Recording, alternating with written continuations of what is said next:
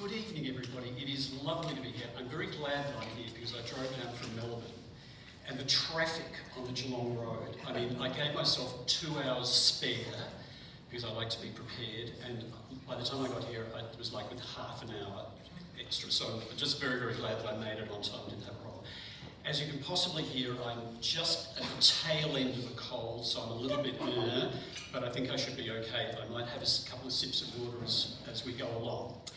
Now, I want to ask you a question to start with, and that is, how many of you have actually read Prince Harry's book, Spare? Okay, that's interesting. I'd say that is about 20%, which is really interesting. I mean, that's good, because it means that what I'm going to tell you is going to be new, as opposed to what we've read it already. I've done this talk a few times around the traps, and usually it's about half, but not a problem, absolutely fine. I don't know what it is about this topic though. I get a very strange set of reactions from people. I gave this talk at the Cairns Literary Festival a couple of months ago, and there was a woman in the front row, about where you are, madam, and she said, look, I was just about to start, and she said, I just want to let you know that I'm distantly related to Prince Harry, so don't say anything nasty about him. Okay, thank you. I also gave the talk at a lunch about a month ago. It was a lunch for people who had worked in TV and radio. And I don't know if some of you might remember a TV personality from quite a few years ago called John Michael Howson. He was there. I mean, he's about 90 years old now. Anyway, I just mentioned Harry, and he went totally ballistic, and you know what a horrible person Harry is, and you know what he's done to the Queen, and blah blah blah blah blah. So, what I'm saying is, if any of you have any strong reactions, I'm comfortable. I'm used to it. Go right ahead and express. What I want to do is I want to talk about Harry's book, Spare. And I want to look at it from a psychological point of view. I'm not a professor of literature, I'm a psychologist, so I'm going to look at it from that particular angle. But before I get stuck into the guts of Harry's book, I want to mention two things to you. First of all, I need to be upfront and let you know that I am a paid-up member of the Australian Republic movement. Now, I don't want to get into a whole discussion with you about whether we should have a Governor-General or a President. I don't want to go there, but I do feel it's important that I let you know that I am a member of this organisation, given the topic that I am covering. I want to assure you that these Republican sentiments that I have will in no way influence the review that I give of Prince Harry's book or what I've got to say about him, okay? So I believe that I can separate my political beliefs from my professional comments, but I want to let you know that because I think this is just the fair thing to do. The second thing that I want to talk about before I get into Prince Harry's book is I want to explain to you the kind of angle that I want to take. Spare is billed as a memoir, and I'm very interested in memoirs. In fact, I'm so interested in memoirs that I wrote my own, as Pam said. My memoir's called If I Were You, A Psychologist Puts Himself on the Couch. And in it, what I do is I attempt to explain how to go about writing a memoir of your life. There is a lot of evidence, as I'll come on to later, there's a lot of evidence that this can be a useful thing to do, that there are many benefits of doing so. So I explain how to do it, and then I demonstrate by doing it myself. I write my own memoir. So I kind of explain and then demonstrate. Now, my book got published by Hardy Grant last year, and I will make reference to it a little bit later on, but I want to assure you that I will do so in a tasteful and restrained fashion. I'm not here to flog my book. Well, I am a little bit, but not too much. Now, since publishing my book last year, I've been interviewed quite a lot. I've been doing a lot of podcasts. I've been giving talks and workshops. I mean, you have to do this when you write a book. You have to get out and talk about it. And in the various appearances and interviews and what have you that I've done over the last year or so, I've taken to using a particular expression, and that is the psychological memoir. Now, some of you might think that this is a bit of a verbal redundancy, because really all memoirs have a psychological component to them. In fact, it was Mary Carr, who some of you may know, she authored the book The Art of the Memoir, who said that, quote, "The form always has a profound psychological consequence on its author. It can't not." I think for most people, when they hear this term, the psychological memoir, they tend to think that it describes a memoir about a person's experience or struggle with mental illness. So think, for example, of Prozac Nation, or even Grace Tame's recent book about surviving sexual abuse. And certainly that's the result that you get if you Google this term. But the reason that I use the term, the psychological memoir, is slightly different. It seems to me that there is a trend happening, and the trend in fact is accelerating. And the trend is a merging of two genres, self-help and memoir. They seem to me to be kind of merging and creating a new hybrid form that is extremely popular right now. So for example, you have books written by famous people that don't just tell the story, but also promise to outline lessons learned, insights gained from a life full of challenging experiences. So for example, think of Michelle Obama's latest work, The Light We Carry. Now, I'm reading from the Amazon marketing blurb here, quote, she attempts to, quote, share practical wisdom and powerful strategies for staying hopeful and balanced in today's highly uncertain world. Can you see what I mean? This merging of memoir with self-help. I mean, even that heavyweight of American letters, Paris Hilton, is getting in on the act. Although I noticed with some amusement that the marketing blurb for her book described it as surprisingly profound. That's my emphasis. Now, it seems to me that Prince Harry's book is cut from the same cloth. He's certainly famous. He's certainly got quite a story to tell.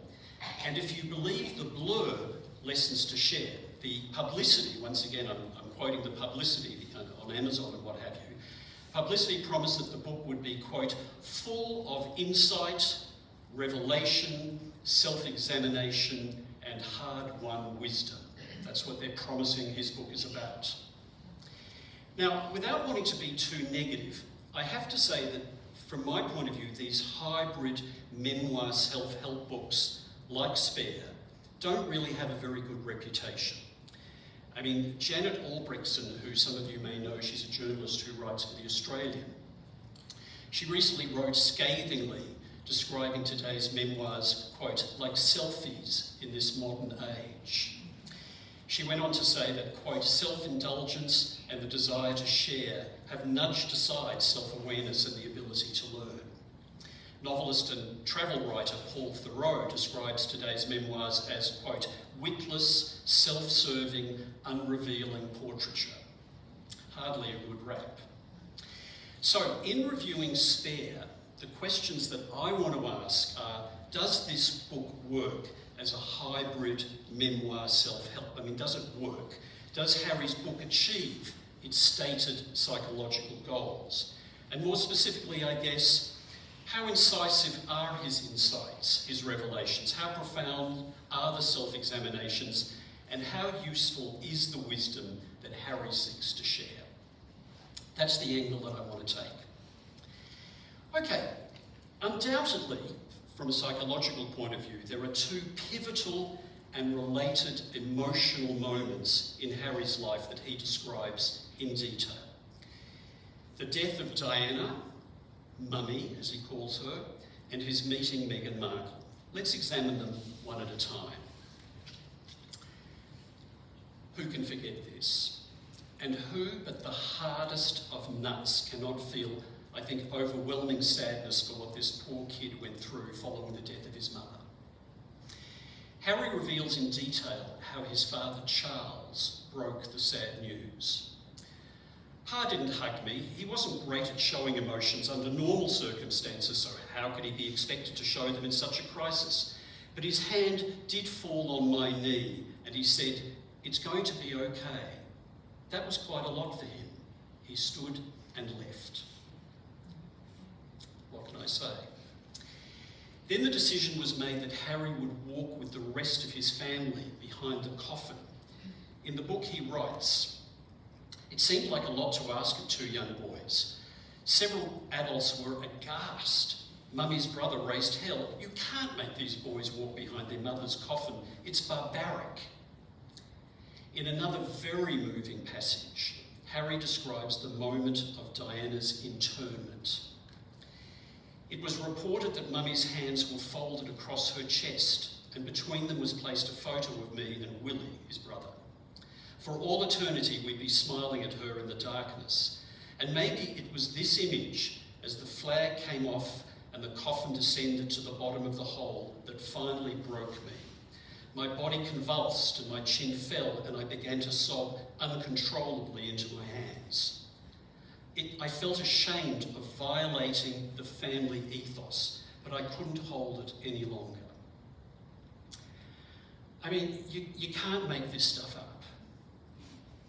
Now, I'll talk a little bit later about this very sort of strange family that Harry is part of, and their quite, in my opinion, appalling lack of emotional intelligence, what Harry called their ethos.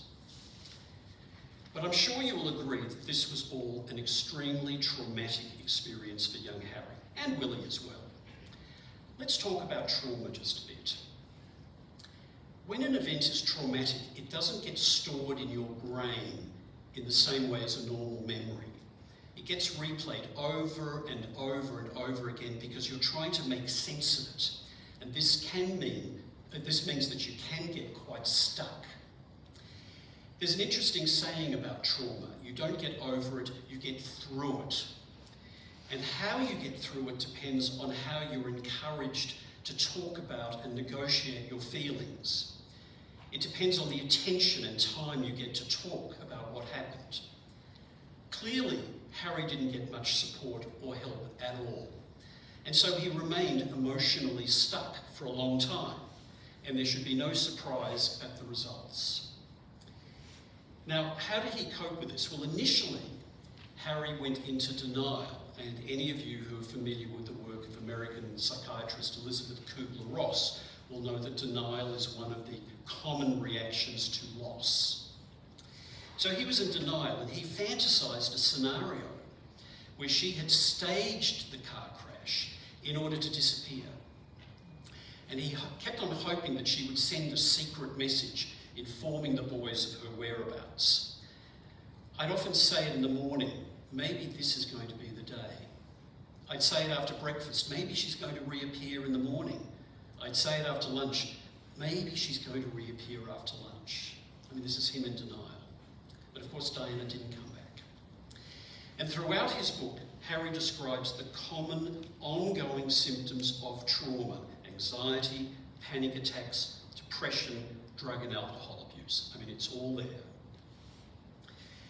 Of course, there's also the pervasive anger that he has, what he calls the red mist, and it's a term that he coined from his rugby experience, where he'd be in the scruff or whatever it's called in rugby with his red hair, and people would see this kind of red mist of anger coming. His anger at the press in particular was and remains, and of course he's in the news this week, he's suing a whole bunch of newspapers. His anger at the press was and remains particularly visceral, particularly intense. It's a theme he returns to again and again, and I have to say, I don't know about you, but I have to say I find it quite understandable. I mean, I was shocked, for example, when he described in the book as an adult asking to see the official file on Diana's death. As he looked at the photographs of the crash scene, in Paris, in that tunnel, there were lights around her, auras, almost halos. How strange. The colour of the lights was the same colour as her hair, golden. I didn't know what the lights were. I came up with all sorts of supernatural explanations. As I realised their true origin, my stomach clenched. Flashes. They were flashes. And within those flashes were ghostly images and half-images. Those men who chased her, they never stopped shooting her while she lay between the seats, unconscious. And in their frenzy, they'd sometimes accidentally photographed each other. Not one of them was checking on her, offering her help, not even comforting her. They were just shooting, shooting, shooting. So I reckon you can't blame him at being pretty enraged with the press, then and to this day. Harry describes how he tried various ways to deal with his feelings, with these reactions to trauma. Meditation, psychedelics, but nothing really worked. Left to himself, it took him years to join the dots, but in a moment of insight, while Googling his symptoms, Harry realised the answer was right under my nose. I'd met so many soldiers suffering from post-traumatic stress. I'd empathised deeply with them. It never made the connection. It never dawned on me that I was a wounded soldier. That insight turned things around. Harry finally started therapy at the age of 28 in order to receive the support and help that he should have received at 12. I guess better late than never. So, how well does Harry's book deal with his trauma? Overall, I think that these are the best parts of Harry's book, and they're the most helpful psychologically, because effectively what he's told us is, look, you don't forget. It doesn't go away. Time alone does not heal the wound completely. The wound is there. You don't get over it. You get through it. And these are valuable nuggets of wisdom indeed. They're important because they are a recognition that a lot of grieving people need. That it's okay that despite the fact that it's now been however many years for Harry, he's still grieving. He's a wounded soldier, and that wound and that pain just doesn't go away, especially in the absence of help. I think Harry has done a service by showing that it's okay for a man, a soldier even, to reach out for help. This might sound like common sense to you, but let me assure you it's not common practice. Men have a lot of difficulty with this. So I think he's done a service to men in particular. Now, before we move on, let's talk a little bit about this very strange family that Harry was born into. Spare reveals numerous extraordinary snapshots into their emotionally restrained lives. For example, Harry describes when Charles was 5 or 6, that his parents went off on a royal tour for several months. When the Queen returned, she offered him, quote, a firm handshake. I mean, a 5-year-old kid gets a firm handshake? In another tragic comic scene that Harry recounts, on returning from serving in Afghanistan, I walked straight into Willie and Pa. I think Will hugged me. I think I gave Pa a kiss on either cheek. He might also have squeezed my shoulder. It would have appeared to anyone at a distance a normal family greeting and interaction, but for us it was a flamboyant, unprecedented demonstration of physical affection. There's an absolutely delicious description. Okay, thank you, whoever switched that off. There's also a delicious description of Harry being on the podium, sitting directly behind the Queen at a Jubilee concert. He watched her tapping her foot and swaying in time with the music. Overcome with emotion, he wanted to hug her, though of course I didn't. Out of the question. I never had done and couldn't imagine any circumstance under which such an act could be sanctioned. Yeah, I mean, as I say, you couldn't make this stuff up. Harry describes with insight his family as having nearly zero tolerance prohibition on all forms of physical contact. No hugs, no kisses, no pats. Now and then, maybe a light touching of cheeks on special occasions. So, how do you make sense of all of this psychologically? I mean, at the most generous end of the spectrum, you describe the family as having a culture, I mean, in the same way that we talk about organisational culture, where displays of emotion are just discouraged. I mean, no big deal, just goes with a job. But, you know, at what cost? Probably closer to the truth is that the royal family suffers from a type of intergenerational trauma.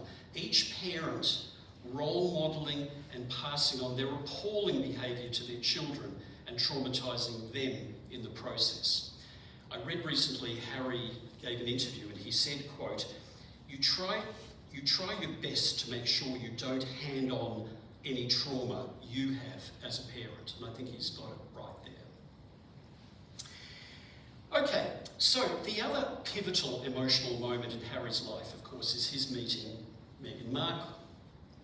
And when I read Harry's initial reaction to her, I couldn't help but think of the work of Harville Hendrix, an American psychologist and couples therapist. Hendrix has an interesting explanation for romantic attraction called imago theory. It says that most of us have some unresolved damage or wound from childhood.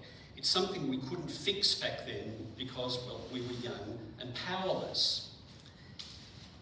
We seek to symbolically resolve this issue later on in life by choosing a particular type of person to fall in love with. Our love interest represents an opportunity to work on our issue, to try to fix it in a way that we weren't able to when we were younger.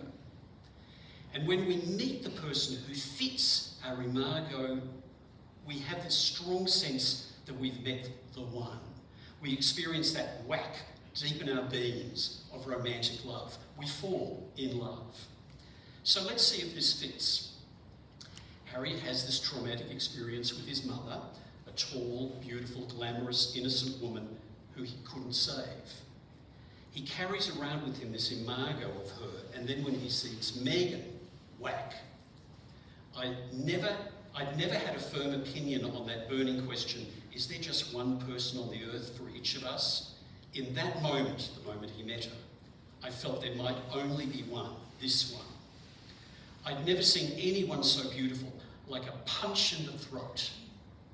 And later, I knew her straight away, and she knew me. For the first time, I felt myself living in truth. I mean, that's classic imago stuff. So Harry's psychological agenda, the reason for his attraction to Meghan, was to save her in a way that he couldn't save his mother. And God knows that Harry felt she needed saving. Her treatment by the UK press and the lack of support and understanding from the royal family were appalling. From articles worrying about her, quote, exotic DNA and how it might pollute the Windsor's blue blood, to pictures posted on a BBC radio presenter's social media account of a happy couple leaving hospital holding hands with a chimpanzee, with the caption, "Royal baby leaves hospital," to more recently the disgraceful and unrepeatable attack by Jeremy Clarkson. Well, it's no wonder Meghan contemplated suicide. And the family, the royal family, just didn't seem very interested in helping. Charles apparently kept saying, well, just stop reading it, which really wasn't of a lot of help. For Harry, here was an opportunity, a repeat of the situation with Diana, but this time he had agency, the power to change things around. Now, to his credit, Harry does have insight into this. He repeats at numerous stages during the book his desire to keep Meghan safe in a way that he couldn't do with his own mother. So he knows this, he understands this. Now, another recurring issue of psychological interest in Spare is the relationship between Harry and his brother Willie. It's funny because I was on holiday not so long ago, and one evening we were watching a couple of puppies compete almost viciously for each other's, for their access to their mother's milk. And it reminded me how normal, natural, and nasty sibling rivalry can be. Certainly, Harry and Willie are not the first royal siblings to fight. Think of Elizabeth I and Mary Tudor. Well, the latter got her head chopped off for challenging her half-sister. Sibling rivalry is often described in evolutionary terms. It's about competition for scarce resources, and most notably in primates, for parental attention.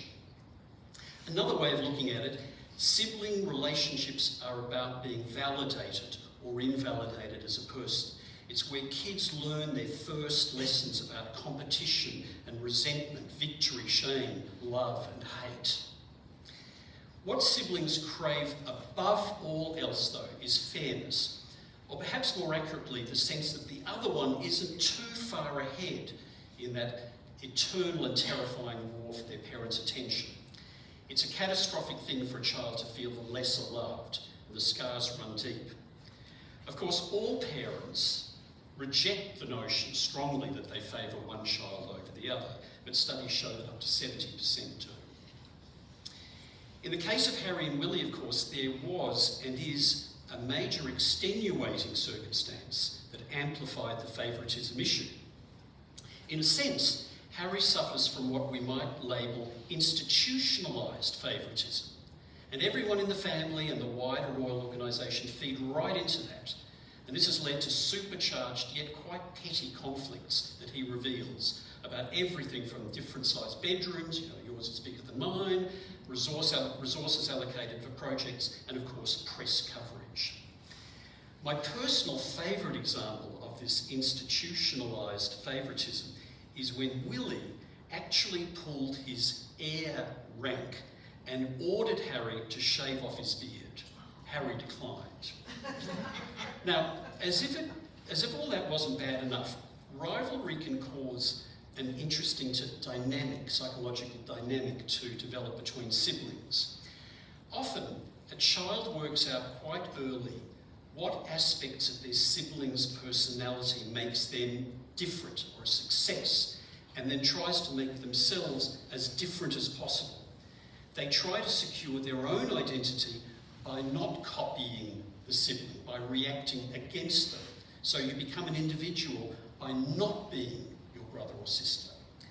So I wonder whether this part of the explanation for whether this explains Harry's naughtiness. Because throughout the book there's a lot of descriptions of his naughty behaviour.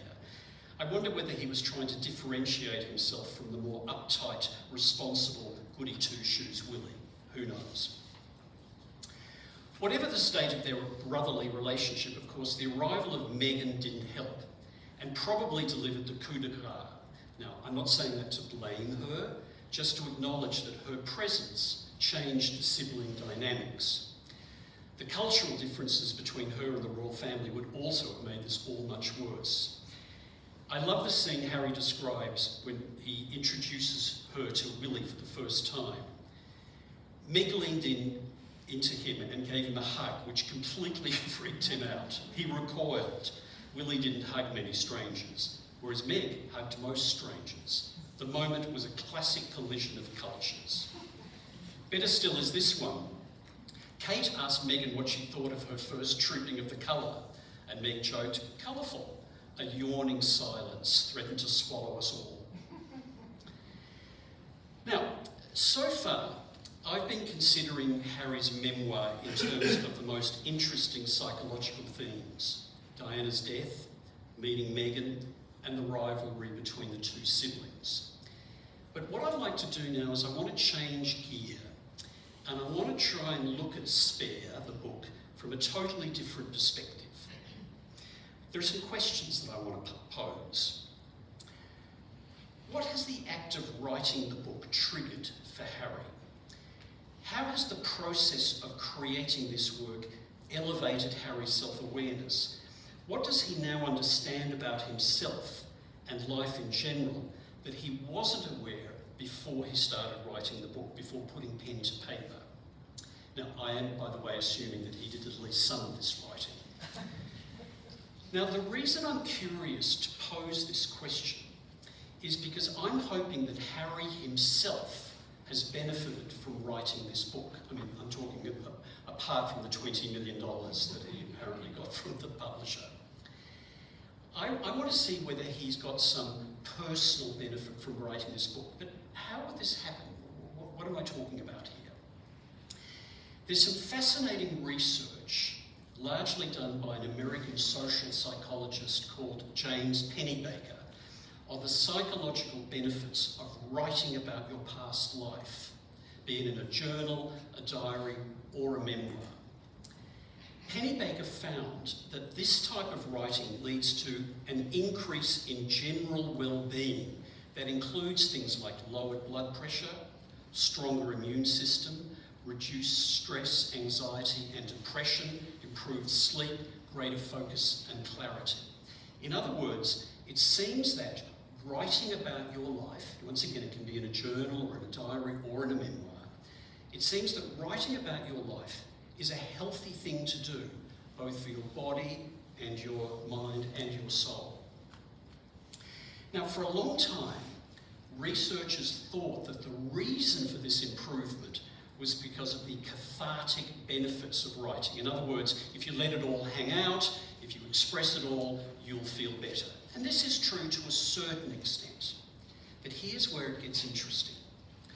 What subsequent research found is that the people who seem to do the best from writing about their past, those who gain the most, write in a certain way. They tend to use certain words and expressions over and over again in their writing that indicates that they're actually processing what is being written about. They're analysing it, they're considering it, they're probing it, they're interpreting it. That the writer, reviewing what has been written, is trying to make sense of the jumble. Now, it turns out that the most rewarded writers, these writers who tend to do the best, use expressions like, "I now realise blah, blah, blah about life." Or, "Joining the dots, I have come to understand XYZ about myself." Or, "Looking over what I've written, I now think ABCD." In other words, these writers reflect on their reflections. And I reckon for both the writer and, for that matter, the reader, this is the most psychologically satisfying part of a memoir. So let's talk about Harry's book and see if there's any evidence of this level of analysis. Does he reflect on the process of writing about his life? Alas, the answer is no. Now, maybe some of you saw something that I missed, but in my reading the book, and I read it twice, I didn't see any evidence of this at all. Now, that's not to say, let me be very clear here, that's not to say that Harry doesn't show some insight. For example, he repeatedly refers to the fact that he's not academically bright. That's insight. He knew that he was a wounded soldier as well. But he knew these things about himself before writing the book, not as a result of doing it. That's the distinction I'm trying to make here. And I think that that's quite a pity. It's a missed opportunity because it's not like there weren't several areas of potential exploration. I want to just touch on three that I think are important. Three areas where, looking back over what he had written, Harry could have done some further quite beneficial reflection. Tina Brown, writing in The Guardian, describes Harry as suffering from repeated delusions, and she called this magical thinking, referencing, I assume, that wonderful memoir by Joan Didion. Tina Brown writes, and I quote, "Harry's most profound act of magical thinking was the promise of what he could deliver his bride, a fantasy of their life together as world-dominating humanitarian superstars, powered by her Hollywood glamour and his royal stature." I think she makes an interesting point. But personally, I think Harry's biggest ongoing delusion, his most significant magical thinking, is that after the publication of this bombshell book, he still believes a family rapprochement is a possibility. He still thinks that he can make peace with the family. I'm not putting my money on it, and it's a pity that he can't see that.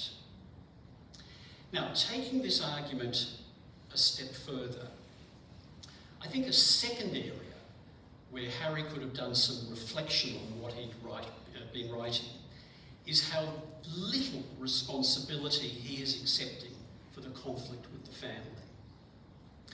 Now, everything that I have learned as a psychologist about conflict, be it between siblings, be it between married couples, be it social or ethnic groups, or even countries, I mean, look at Russia and Ukraine, is that in most cases, not all, the real blame for the conflict is shared.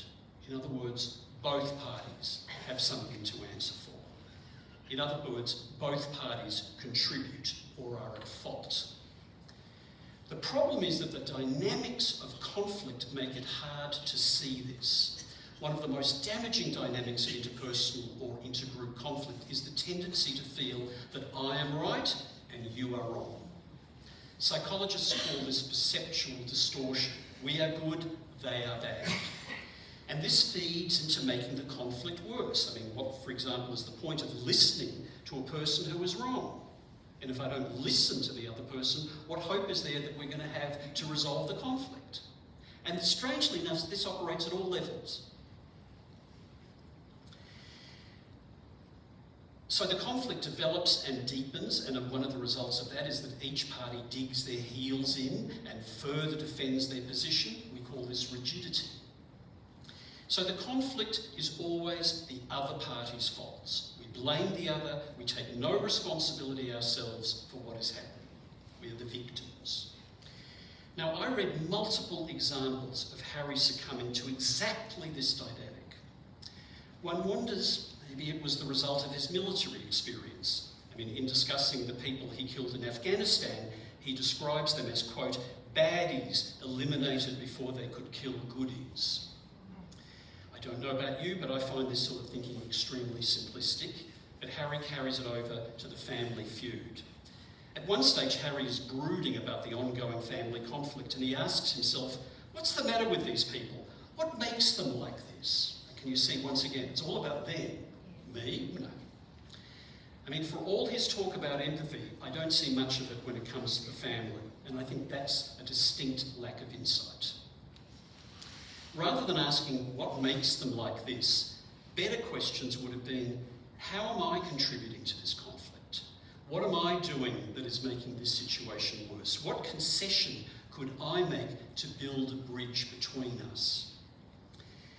I don't know how many of you have seen the excellent documentary called The Fog of War. It came out in 2003, and it features the reflections of a guy called Robert McNamara, who was the US Secretary of Defense at the time of the Cuban Missile Crisis in the early 1960s, when the world nearly got blown to smithereens. McNamara identifies a number of lessons of how to behave in times of conflict and crisis. One of them is the importance of, quote, empathising with your enemy, trying to understand your enemy. Hard to do. I think Harry should probably see this documentary, reread his book, and reflect. The third area that I think Harry could have thought about after writing his book is his zeal for way oversharing information.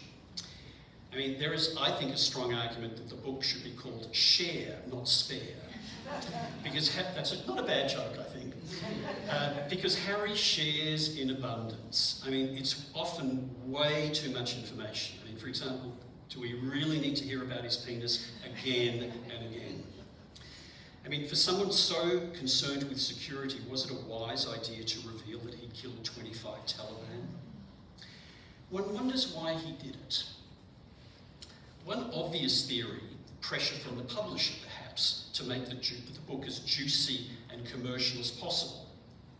Certainly the way the book is written, with its short sentences and saucy language, suggests that it was aimed at, well, what can I delicately call it, the mass market. If this is the explanation, I'm afraid Harry has allowed himself to be manipulated by the very forces he despises. Another explanation, maybe we are witnessing the kind of the thrill of being able to confess everything after a lifetime of imposed secrecy. For sure, that's part of it. I mean, studies show that revealing secrets leads to improved well-being. But my hunch, and it's only my hunch, is a little different. I wonder if it's really information that he is oversharing with us, or actually it's something else. He wants us to know the truth about his real personality, his core identity, that he's naturally open, forthcoming, playful, one of the lads, irreverent, maybe perhaps wanting to shock, rattle things up a little bit, not unlike his mother. And this ties in with my comments about sibling rivalry earlier. You become an individual by not being your brother or sister. And I have to tell you, there is something liberating about coming out of the closet, revealing who you really are. And if you'll indulge me just one more time, I'd like to share with you my experience of having written my book. I mean, like Harry, I include a lot of detail about my own wicked ways, and let me assure you they were very wicked, in terms of drug, sex and rock and roll, maybe not so much rock and roll. My excuse is that I grew up in the 70s. I initially hesitated including all this detail in my book because, well, to be honest with you, I wasn't sure if it might dent my professional reputation as a psychologist if people knew the hanky-panky that I got up to. But in the end, I thought, oh, what the hell, just do it. And I have to say to you, it has been a real surprise publishing this book, going around talking about it, talking to people who have read it. The best words that I can describe, that I can find to describe how I feel, is being known.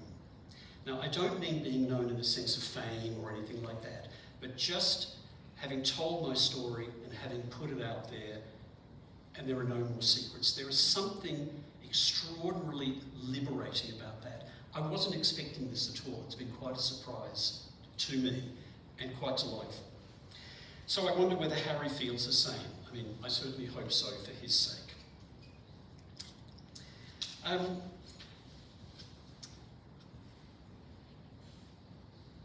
think I'll skip the next part. So, in conclusion, back to Spare. Look, I think it's a fun and compelling read. It's a fun story, if you like soap operas. Has it achieved its psychological objectives? In terms of insight, not bad. In terms of revelation, way too much. Self-examination, poor. Wisdom, average. So my score out of 5 is a 2.5. Thank you very much. It is now exactly 6:15, so I'm right on time. So I'd like to take any questions or comments or thoughts that you have. And there's a hand up already down the back. Are we getting a mic? I might just grab a quick sip of water if I can. Yes. Peter, I'm wondering, having written your own memoir, is it a possibility that Harry has in fact written those reflections and the wisdom, etc., that it's been chopped out because they've decided it's not commercially viable? Great question. Look, I don't know. If I was going to put my money on it, I'd say no. But I don't know. I mean, I would hope so. I mean, it'd be great if he did. It'd certainly make an interesting sequel. But what do you think? No, as well. How many of you agree with both of us that it's unlikely? Okay, I'm seeing enough nods. Yep. Okay, thank you. Any other questions or comments? Yes. All right. Thanks. I wrote these down so I wouldn't forget. You referenced trauma and then some of his observations. So one, I haven't read the book. Yep. Do you think maybe that his, like when you're talking about the short, simplistic sentences, do you think maybe his emotional development maybe has been stilted as a young boy? Yeah. So therefore, I'm questioning how effective his therapy has been, and given that you talked about, you know, the realisations that didn't come through, I just wonder how effective his therapy was. Look, once again, I don't know the answer to that. I know what he's done with leaving the royal family, stepping back from royal duties and really, you know, moving to the other side of the world, has copped a lot of criticism. But I see somebody who's just decided to take control of his life and make decisions and decide the way he wants to live. And I think that's a good thing. Now, can we attribute that to his therapy? Hopefully, but the reality is I don't know. I mean, it's very interesting. It's extraordinary what people project onto this story, and you know, their own values, their own biases. I mean, for example, the misogynism directed towards Meghan. You know, that she's scheming somehow, and she's this evil influence on him. I mean, I don't see any evidence of that. Particularly, I mean, you may disagree, but look.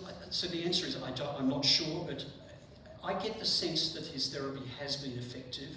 Certainly, he seems to be able to talk about his feelings now, and he couldn't do so earlier. Now, how much of that is a skill, and how much of it is just a change in circumstances that he's, let go of the shackles of the royal family? But I'd like to think that yes, it's been a positive result. Yes, in the back, and then we'll come to you. I was going to piggyback on that one. Okay. I just wanted to piggyback briefly on that comment. Something I've wondered in, not having read the book, not really being a royalist or following that much, but I was just curious, having heard about his, what you just said, separation from the family, moving to the other side of the world. Based on his birth, how possible really, realistically, is that? Yes, he may have physically removed himself and tried to emotionally do so as well through the vehicle of this book, but is that really possible given his position and the position of his family worldwide, etc., etc.?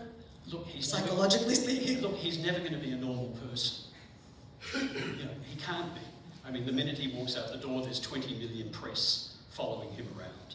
So, he's never going to be a normal person. And it's very interesting when you look at the kind of psychological damage, if you will, the psychological cost, expense of people who are famous. I mean, forget Harry for a moment, talk about anyone. I mean, one of the things that they always talk about is, I don't know whether people like me for me or because I'm famous. I mean, that must be very difficult to go through life with, constantly thinking, do you like me for me, because you want to hang out with me, or because I'm blah, blah, blah. So the reality is, he's not a normal person, and he's never going to be able to live like a normal life like you or I do. You had a question. Firstly, I'd like to apologise for my tardiness earlier this evening. Thank you. Now, I'm just wondering, I know this is Harry's book, Yes. and it's Harry's voice coming through the book, but how much editing happens before it's released? Like, how much would be like, I don't know, ghostwritten, and how much would be from Harry's own point of view?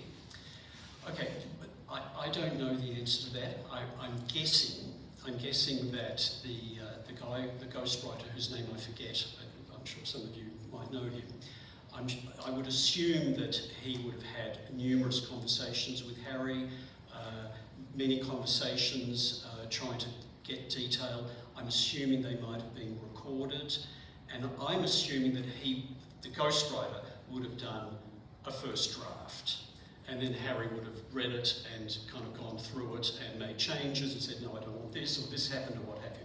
I'm assuming, now, I don't know, I'm just assuming that Harry actually wrote fairly little.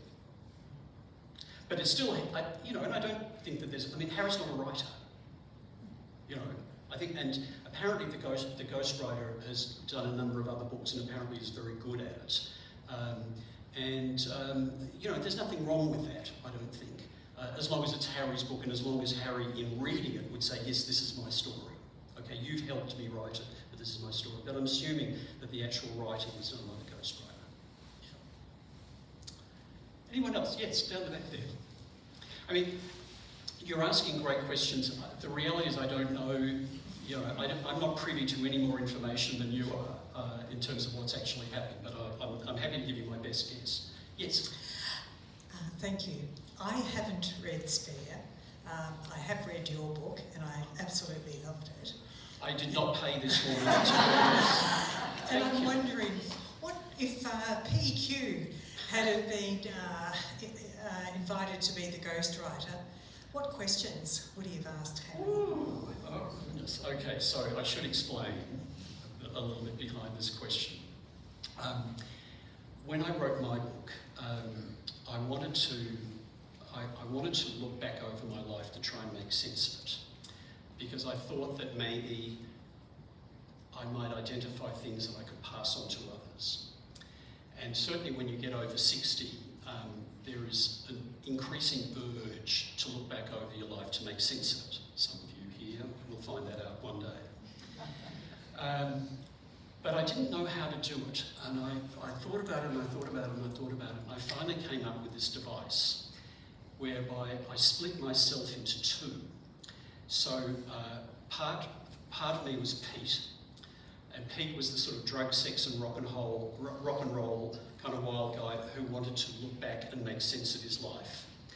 And the other part of me was PQ, my initials, Peter Quarry. And he's the psychologist with 45 years experience and all the awards and blah, blah, blah, blah, blah. And so the whole book is a series of letters backwards and forwards between Pete and PQ. So Pete writes, for example, you know, PQ, I want to look back and make sense of my life. Will you help me? And PQ writes back and says, well, why do you want to do this? And Pete says, well, I want to do it for these things. Have you thought of... So it's a dialogue between these two. And it just worked for me. It was just a very, very good device that worked for me. And I actually run workshops on how to write memoirs. And what I teach in the workshops is how to get a dialogue going. Now, whether it's between a Pete and a PQ or between anyone else, it's good to have a dialogue going so that then questions can be asked and posed. And that's the nature of reflection, is posing questions and trying to answer them. So that's the device that I use, which you're referring to. Now, I forgot the actual question. What questions might PQ have asked Harry? Oh, well, I think I touched on some of them in that last part of my talk. So, for example, you know, how have you contributed to the conflict? What could you do? You know, what concessions could you make? What could you do to build bridges? So certainly questions like that. What question would you ask him, having read my book? Don't you love it when they flip it back to the audience?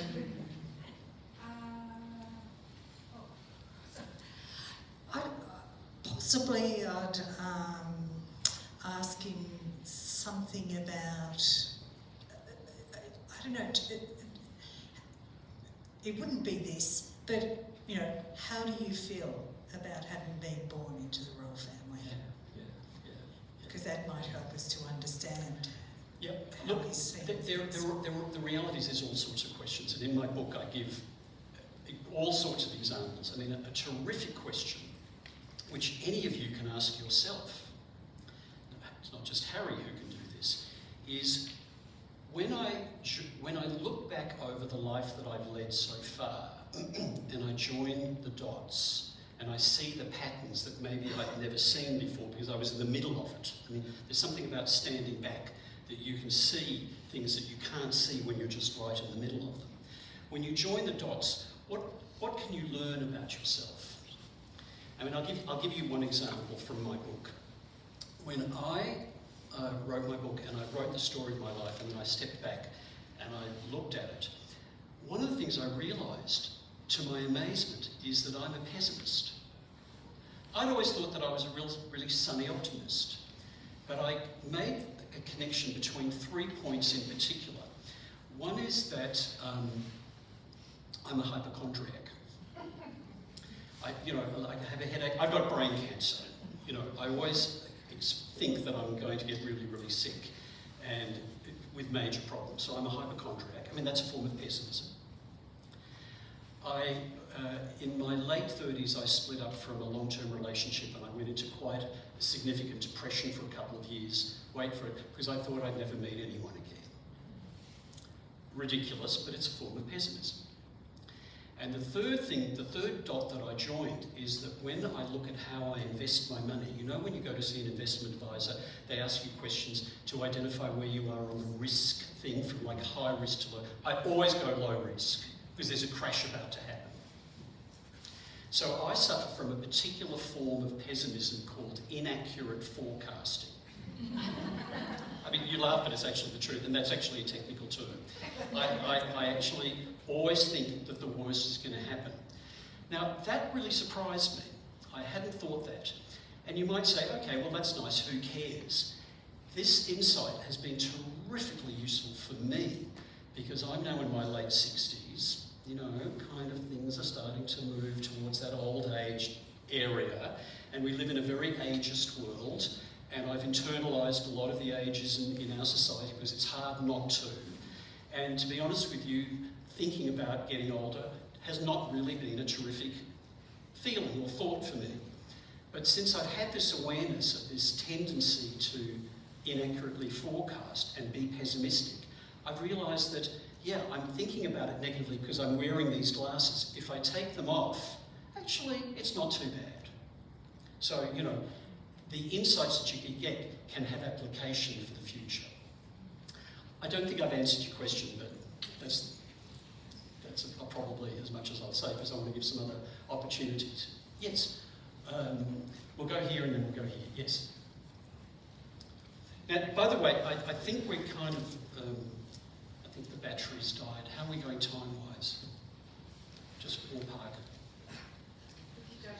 Fine. Are you okay if we go a little bit longer? Because I'd like to answer all your questions if we can. If Yes. you had Harry and William in the same room, based on the book and all the history from two young kids who were obviously traumatised with their mother, how would you deal with the current conflict? How would you rectify, from a psychological point of view, how would you rectify their space that they're creating? A great question. I would, excuse me, I would get them to talk to one another, but I would have to control it very, very tightly so that they don't have a fight.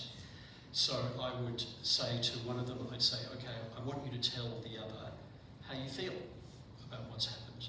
And then the other one will say, we'll want to interrupt. And the rule is no, just listen. Don't interrupt, just listen.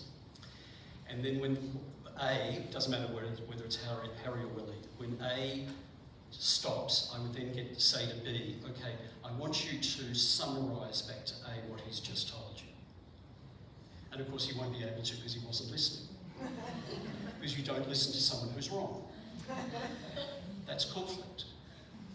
So I'd say, and so he'd struggle, and I'd say, okay, let's do this again. He'll listen second time. So I'd get A to say how you feel, and then I'd get B to summarise back to him. So this is what you've said. And then I'd reverse and get them to do it again. In other words, I do a series of structured communications, but where I am holding the reins very, very tightly so that it doesn't get out of control. And hopefully this would move them towards a place where they're actually starting to understand each other, empathising with the enemy. And I'd also do it with Zelensky and Putin, but that's another story. I'd do exactly the same.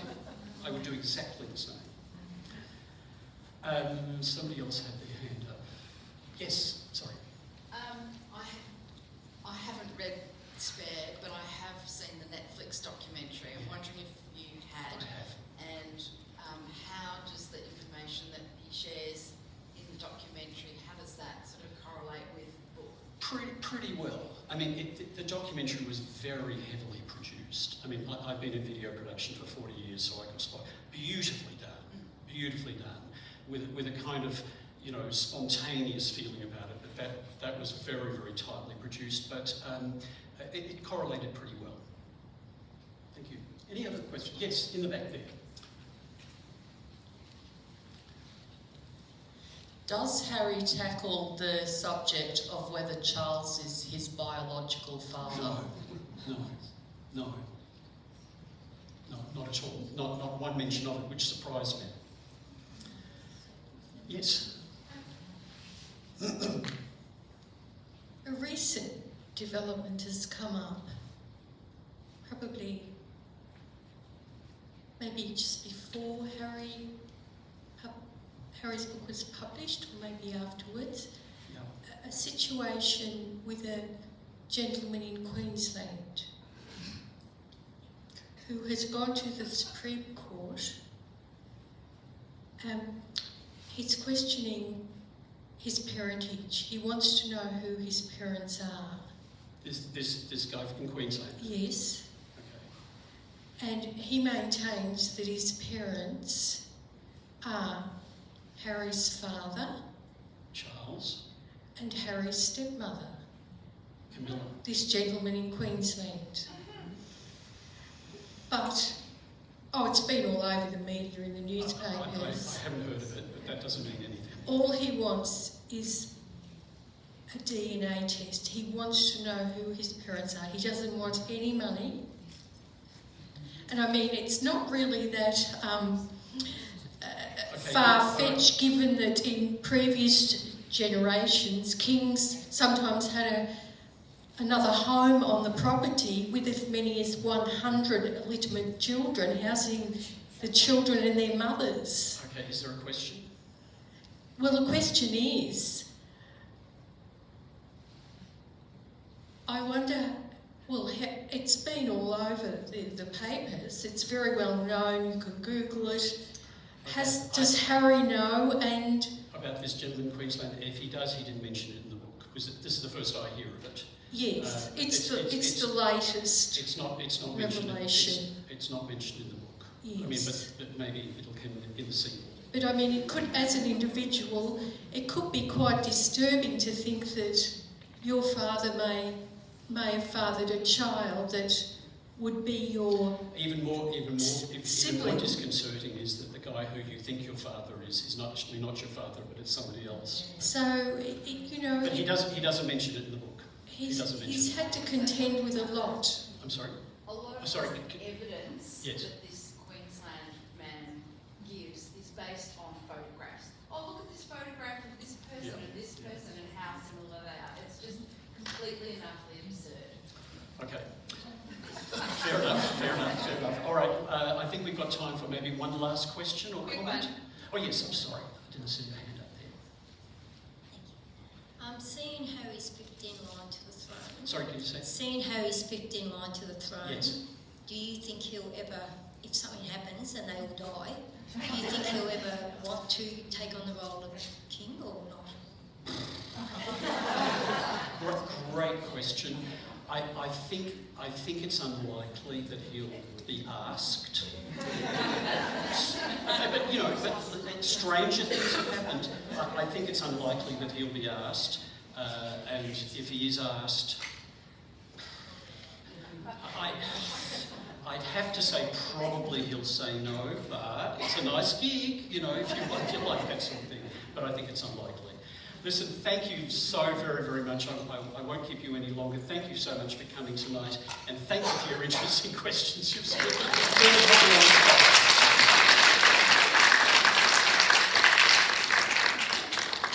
Peter, can you just let everyone know we've got Cook and Young here? Oh, yes. Oh, sorry, no, I didn't have my piece of paper.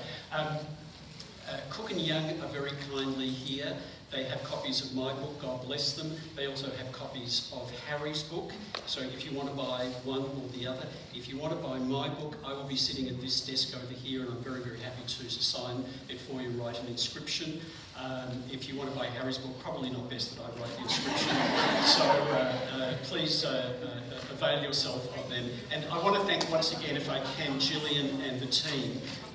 They've done a terrific job of organising tonight, so please join with me in thanking them.